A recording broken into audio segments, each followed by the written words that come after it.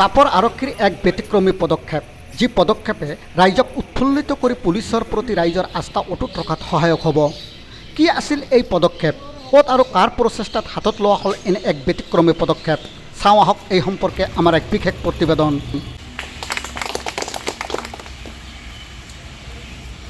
দুৰ্ঘটনাগ্ৰস্ত লোকক উদ্ধাৰ কৰা ৰাইজক সম্বৰ্ধনা জ্ঞাপন। দুৰ্ঘটনাত পতিত লোকক সহায় কৰা ৰাইজক অনুপ্ৰেৰণা যোগাবলৈ হাতত লয় এই পদক্ষেপ। ধুবুৰী জিলাৰ চাপৰ আৰক্ষী থানাৰ ভাৰপ্ৰাপ্ত বিষয়া ৰঞ্জিত কাকতীয়ে হাতত ল'লে এই প্ৰশংসনীয় পদক্ষেপ।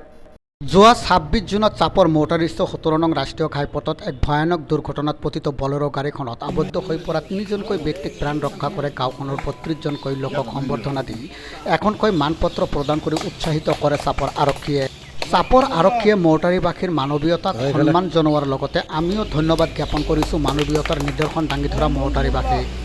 ভৱিষ্যতৰ বাবে অধিক অনুপ্ৰেৰণা দিয়া চাপৰ আৰক্ষীৰ উক্ত কাৰ্যই পুলিচৰ প্ৰতি ৰাইজৰ আস্থা আৰু বিশ্বাসৰ এনাজৰীডাল অধিক শক্তিশালী হোৱাত সহায় কৰিব। চাপৰ আৰক্ষী থানাৰ ভাৰপ্ৰাপ্ত বিষয়া ৰঞ্জিত কাকতিৰ লগতে সহযোগী ছফিউল আলম আজাদৰ লগতে চক্ৰ আৰক্ষী বিষয়া প্ৰফুল্ল দাসৰ উপস্থিতিত হাতত লোৱা এই প্ৰশংসনীয় পদক্ষেপক ৰাইজে সদায় মনত ৰাখিব। ধন্যবাদ।